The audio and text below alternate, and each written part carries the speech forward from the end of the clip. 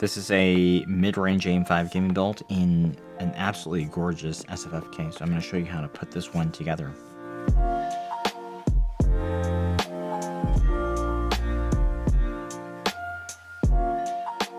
Welcome to Machines More. So we're doing another Fractal Terra build today. This one is the silver color. We recently reviewed the Gigabyte A620 ITX board and Ryzen 7600 in, but we'll be leveling up the build slightly with the MSI B650 ITX and the Ryzen 7600X. This is sort of a silver/white theme here, and coupled with an NVIDIA Founders Edition 4070. This is a solid gaming build with still quite decent workstation performance. Let's get started. Alright, to get started, let's talk about the parts we're going to be using as we set up the motherboard. First off, this is the MSI B650 ITX board. Good mid-range board for our build today. I'm using an M.2 drive. This is just a Gen 3 one that I have lying around. At this point, you can probably go for a Gen 4 one. Prices are pretty good. And pick the storage amount that you need. Just remove the heatsink, put that in. Okay, make sure that it's inserted all the way, screw it down, and then we'll put this back on. Next, we'll install the CPU. For this build, we're going to be going with the 7600X. If you have a little bit more in your budget, you can go 7800X 3D, which will work perfectly fine. And with the cooling that we have today, either one is fine. If your budget is tighter, go for this one. If you have some more money to spend, that one works perfectly fine as well. You do have to be careful here. After you open it, you'll see those exposed pins. Carefully place the CPU down like this. Okay, and sitting squarely in the frame. We can push this down. This top cover is going to pop up when we put it down, and you just remove it like that. 7800X 3D will be a little bit better, especially if your needs are tending towards higher frame rates, 1080p gaming. But for 1440p, 7600X and 7800X 3D, especially with the GPU that we're going to be using, that difference is going to be minimal. I would just save the money there, and if you really wanted to spend more, get a better graphics card. Alright, so we're going to be putting in the RAM now. We're going to open up these two slots here. With the RAM, there is a long side, short side here. Make sure the long side is oriented towards the top, and we're going to press down all the way, and you'll see the latch retract. Okay, got to be firm. If your system doesn't boot, there's a good likelihood that it's because you didn't insert it fully. Now, there's a debug light on this board, so that can help you diagnose that up here. But as long as you've pressed it in firmly, it should be fine. So one thing we can do at this point is install our cooling hardware. And so after you've removed the stock cooler brackets, set them aside, and we'll place these on here. This is ID Cooling's IS67XT. I covered this one in a review not too long ago for the 7800X 3D cooling. This will be perfect for our build today. It's got a white version, so you got this nice white finish here. AM4 brackets will go on here. Just get the screw started. This board does also feature a slot on the back for another M.2. If you think you might want to put two, do it now. Since it is a sandwich style case, it's a little bit better to put the one on the front, because this one is going to be sandwiched against the center divider. All right, now we can prep our case fan for the bottom. This is just a Cooler Master Sickle Flow fan, just something I had lying around. There are a number of good fans that can go here. I'm choosing this one because it's white and I happen to have it, and it is actually 25 millimeters. So we're going to install a fan cage just to prevent the cables that are going to be over it from intruding into that space. It'll really make your life easier. You don't have to worry about the cabling under the power supply as much. With the fan cage, there's typically two sides, so make sure you are installing it with the side, the protruding side facing up, so you don't actually impede the fan with the cage. And you can just test that real quick by spinning it, and as long as it doesn't rub, you've done that correctly. So we use standard fan screws to attach to the fan. Your case should come with 4 screws, and a lot of fans will include 4 screws, so you should have enough hardware to mount both the cage and the fan. If not, you're going to need 4 additional fan screws. Got a good spin, make sure it's unimpeded, which we're fine here. Really don't need to be running this too fast, probably keeping it at 800 or so RPM, and you'll still get a good amount of benefit out of it, even if you can't hear it. Okay, this is the Terra in silver. Big thanks to Fractal for providing the case today. I am just going to be removing all the case panels. I've actually taken off the screws off of the case already. To remove the panels on the Terra, you just toggle this latch here, and then you can take it off the hinges.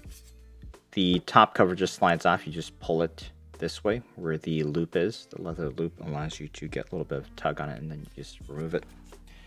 What you're going to see is a case. You're going to have screws up here, which I've removed. This controls the divider setting. Don't worry about that just yet. And I've also taken the 2 divider screws off of the bottom. Also taken 3 screws, 1, 2, and 3 off the bottom. And we're doing this right now just to get the fan in.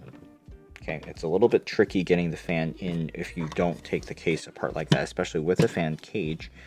And so what we want to do is give ourselves the most amount of room possible. And that's actually going to make the case a little bit loose. So just make sure you do have everything properly set aside with the hardware so you can put it back together. So just going to tilt the front panel up a little bit, or you can take the front panel off. Just slide the fan in like that, okay? And so this will sit under the cage properly. There's still a good small tiny sliver of a gap here, which really wouldn't be possible to slide. And you'll see the cage is touching the center divider. It will close. 4 fan screws will secure this fan. One thing I should have mentioned earlier was that when you place the fan cage, it should be on the exposed side of the fan. That's going to be the intake side, and it's going to exhaust out the bottom. So you have the frame showing at the bottom. Usually with case fans, the side with the frame on it is the exhaust side. We got our fan cable here. We'll set this aside. We're going to manage it up here later on. So at this point we can go ahead and put the front panel back on. So at the bottom, the screws 1, 2, and 3, those are the ones that you remove and also reinstall to make sure they're firmly reinstalled. Next, we're going to talk about the divider setting. I'm doing this build with a thinner GPU. This is the 4070 Founders Edition. And this is a nice compact size, but a very effective cooler, which will help us keep the noise levels to a minimum while gaming.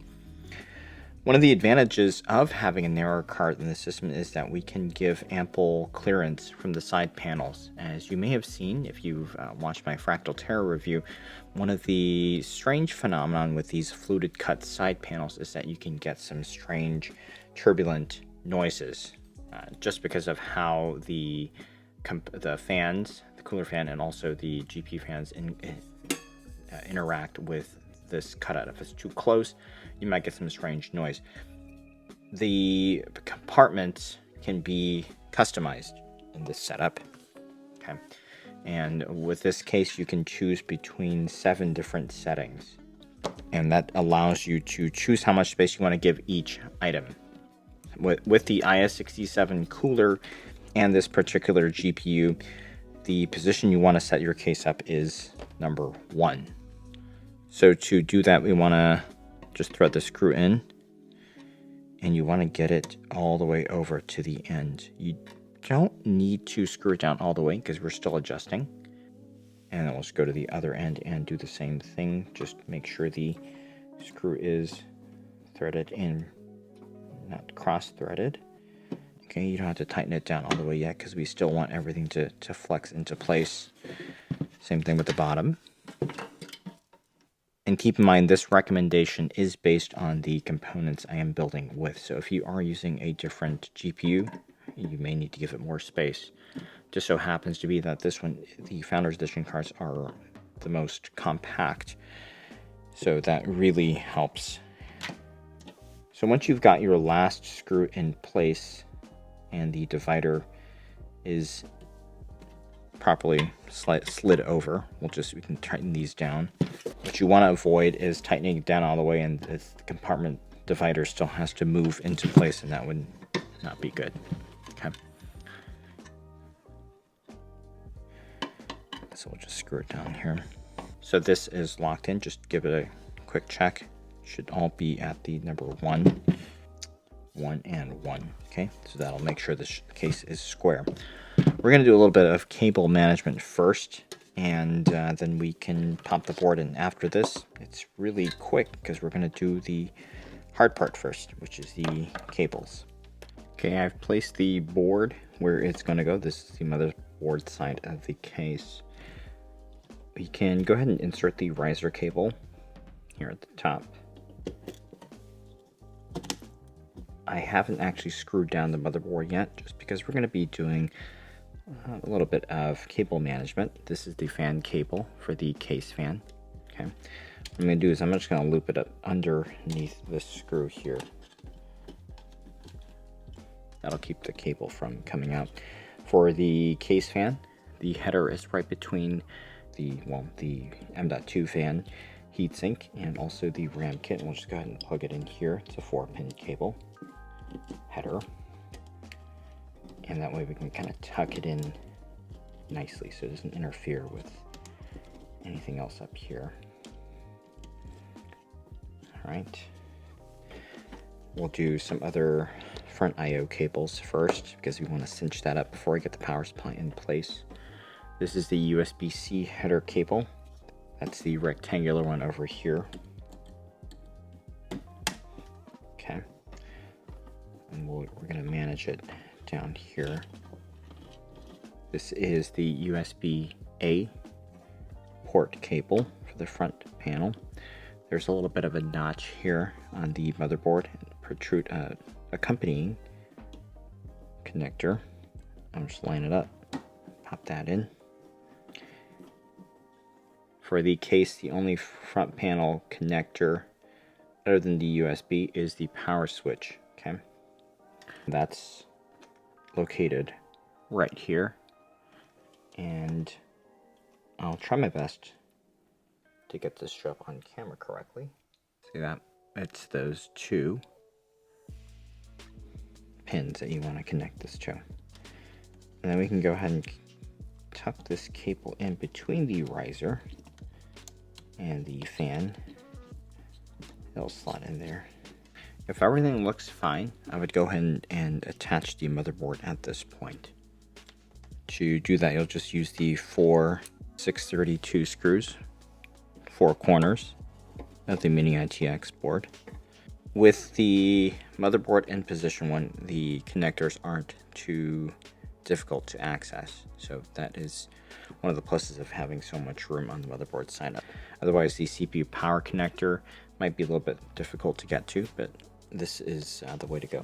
We're going to need 3 cables from the power supply cable set. The first one is our 24-pin ATX cable, a 24-pin ATX cable. You can go ahead and insert that right now.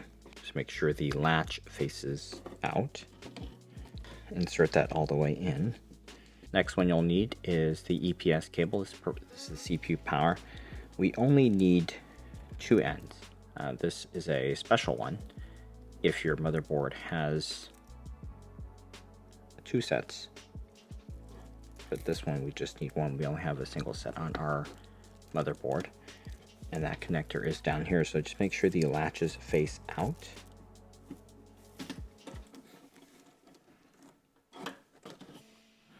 This is where the CPU EPS cables go. Just make sure that's inserted. And then for the cable run, I like to go this way. And we'll make sure we start running it up this way. Okay. And the last cable we're going to need is the PCIe power cable, but we're not going to, that doesn't go onto the motherboard, that goes into the graphics card. So we'll just set that aside. You can even just kind of pre-arrange it at this point. It's just going to loop over the power supply area. So for the front panel connector cable, the power switch, and also for the USB, I like to put those on the inside of the 24-pin connector cable. So just make sure that they're here. You can go either way, but I feel like this is a little bit easier to manage against the cage. And we're going to go ahead and cinch those down right now to the center divider. So I just put 2 zip ties here. Just want to get it in place. This is just a channel for this to run. The access cable, which you probably will have some, you can tuck into the side right here like this for now. At this point, we've run the cable from the motherboard for the 24-pin and the EPS cable. We can go ahead and prep our power supply, and that'll help us finalize out the cable run. Power supply cage is pretty simple. We're just going to take 4 of the power supply screws and attach the cage to the power supply. This is a modular power supply, so we're going to connect our cables to it once it's in place. One thing I did do, which is very helpful for this flow-through GPU cooler that we have here, is you want to put in the standoff. So these are the shorter ones that comes with the Fractal Terra kit, and this you just thread this into the 2 holes here, right, and just tighten it down. And this allows the power supply to not be flush to the center divider. That'll give the flow-through side of the GPU cooler, because this guy here, this will blow hot air out. So if this is right up against the power supply, it won't exhaust well. So you want to give at least a little bit of clearance here. You don't need to use the full-length one. So the case comes with 2 sets of spacers or standoffs. You can use the longer ones. I've noticed that makes the power supply wobble a lot more. There's just more leverage there. The shorter ones work perfectly fine. Either is okay. If you want to get a little bit more breathing room, that's perfectly fine. So let's start the attachment of the power supply. So the power supply is going to attach here, but before we do that, and just, if you haven't built one of these before, just familiarize yourself with where it's going to go, because later on it'll save you a little bit of agony trying to find where it's supposed to go. This is how it'll mount up right here. Okay, that's going to line up to this hole and this hole. But since this is a modular power supply, what I want to do is just connect up these cables first. Okay, so the 24-pin cable, it's telling you that you got to go this one here, and this one here. Okay. So that's your motherboard. And for the CPU EPS cable, you could do any one of these at the bottom. So I'm just going to go all the way over here. Okay. And then last, the PCIe cable we will put in here. That's how it should look like. You can choose any of these other 2 ones if you find that more convenient for your cable run. What I've done here is I've put the PCIe for the GPU power underneath the cage here. We're going to snake that around like this, because we have that clearance, we're going to use that clearance.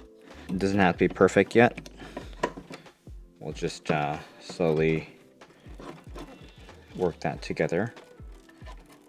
But now what we'll do is just hold it in place, and then we can attach it. Run the zip tie here and cinch that up over here. Okay. And before you lock it in, one thing that can help at this point is just to plug this in. The Lanley power supplies have this really strange connector, and just because of how this is positioned, it's a little bit more inflexible. So you want to make sure that you can get it in place here. So plugging it in first absolutely helps. And so you want to make sure is the PCIe cable, if you've run it through the back like I have, is between the standoffs. ATX cable, I zip tied it here already just to give it a little bit of a security there, optional.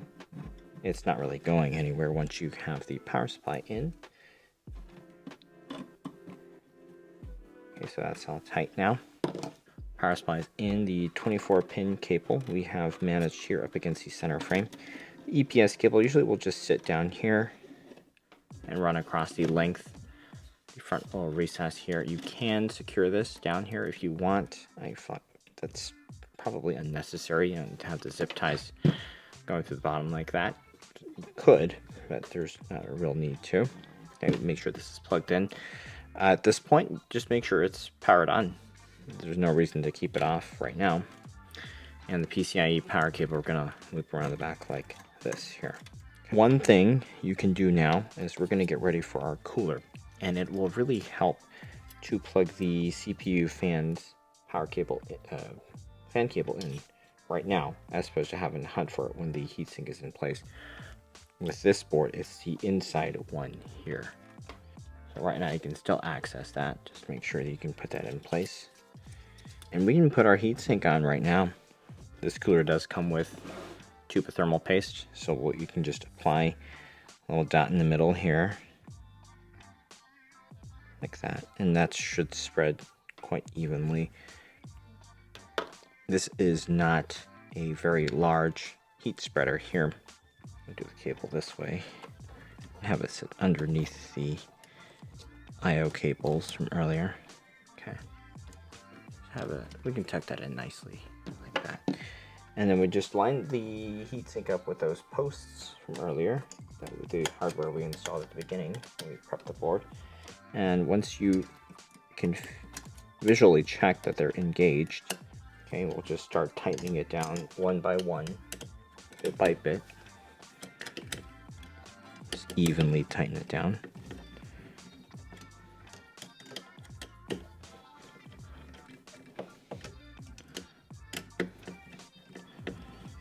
Until it is completely tight. Right, so that's plugged in already. You can just manage the cable into this recess here and give us a quick check. Make sure it's firmly in place. And now let's put the graphics card in. For the 4070 Founders Edition, it comes with an adapter cable, which we will use with this power supply because it doesn't have the 12V HPWR connector. If you have a power supply that has 12V HPWR connector, you can just use that directly to your card, assuming there's clearance for that connector. And so we'll just insert two of those 8-pin cables in from here. What we can do at this point before we put the card in is manage the cable down to the this part here. To do that, you can just snake it in there if you want, and then come out with it. You can also use this, which is for an SSD here, but it happens to be here, so it's can be pretty convenient just to use that right here. And this is assuming you're not using that SSD spot, right? That stays right there. Okay, that's kind of a natural spot. You can also use a zip tie here. This is a little bit more flexible if you find that you need to reposition the cable. This case does have the provision for you to take out the card hanger. So this assembly comes out right here, 2 screws, and then a screw on the outside here, and that'll remove the hanging bracket. But I find that you don't really need to do it that way. What you can do is just slot this in right like this. And this is a smaller card, that's what you can do that. This will also work if you have like a 4070 Super Founders Edition, 4060 Ti, all good cards. I'll just pop that in like that. And the one thing you do have to do is just secure the card's hanger right here. I know, sorry, weird angle. Just with the thumb screw. And with this card, this is totally recommended to do it this way because it's fast and it's quick to do it this way. Okay. Now, if you have a bigger card, something a little bit more unwieldy, then yeah, definitely take the bracket out to do it. Okay, you see we are close to the power supply, but there's still space here. We offset it. That's why we did that. If this were closer, that would really choke off that section. Some extra amount would help, but the thermals, I've already tested this build before redoing it here. Thermals are perfectly sufficient like this. There's not a big reason to have to make this any more wobbly. So now we'll just take our 12V HPWR power connector and attach that to the card. And that is it. The build is complete at this point. If you are feeling a little bit uncertain about what you've done, then give it a quick once over. Just make sure the cables are plugged in, and then the screws are tightened down. There's really not too much to it. We can go ahead and close it up.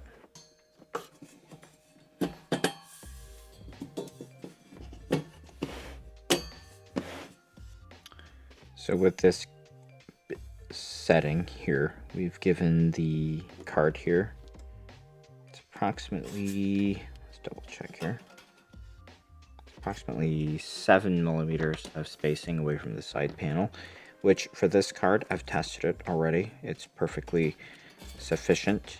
You won't get any odd noises, and I'll show you shortly with some sound samples. And with our CPU cooler is 15 millimeter offset, which this tends to be a little bit more sensitive to the fluted cuts on the side panel. So this is really the one that you need to give a little bit more space to. So 15 millimeters here and 7 millimeters here. Some of you may want to, or feel like you can, because you have the space, put a 25 millimeter fan here. I would advise against that, just because it'll bring the assembly too close to the side panel. And based on the thermals you'll see, there may not be a huge reason to do that. The 7600X is actually suitably cooled with this fan here, and especially we've got the exhaust fan on the bottom, and that will help out because the exhausting out the bottom encourages air to flow in through the side panel to make up for that. So this is a very competent build, and what I did was set the exhaust fan at 800 RPM, and that way the noise contribution is minimal, while it still contributes a lot to the performance. First check here on a Blender render at stock CPU settings, 92 degrees, which is still below the throttle temp. The CPU fan is running at max, which is 2200 RPM here, and we are seeing 5.25 gigahertz on all cores, which is fairly decent with these small air cooler. And now what I always advise doing is to see if you can optimize PBL a little bit. This particular CPU can run at a -25 curve optimizer offset, and when you max out the boost ceiling, we can now run close to 5.4 gigahertz while running cooler at only 83 degrees, and that way the fan speeds drop down to 1975 RPM, and it's not particularly loud. The 7600X is comparable to the previous gen 5800X in terms of multi-core performance, so while you only have 6 cores here, it's a very decent performer if your focus isn't heavy multi-core stuff all the time. Gaming temps at stock are great. CPU fan is 1500 RPM here, CPU stays cool at 60 degrees, GPU at 1800 RPM and 72 degrees. Curve Optimizer does have less of an impact on the CPU clocks for gaming. It's already running at 5.45 GHz for a single core boost at stock, and with Curve Optimizer, the thermals are roughly the same, but at a slightly lower fan speed.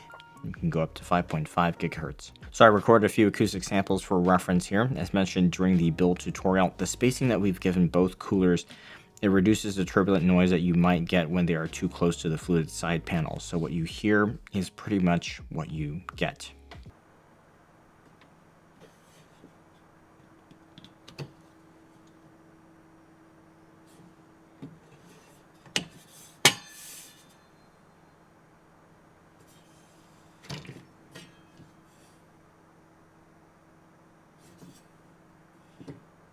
I think a combo like this for gaming is where the strengths of the Terra lie. So you pick a suitable mid-range CPU like the 7600X or 7600 with a good 67mm cooler like the i67 that we've used here, and a Founders Edition card like a 4070, 4070 Super, 4060 Ti, or at least a card that can exhaust out the rear of the case somewhat.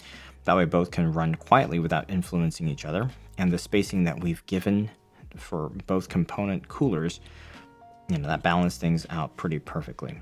So I would be happy to run this as my everyday machine. If you are interested, check out the links down below. Please give a like and subscribe if you enjoyed this and found it helpful. Thanks for watching today.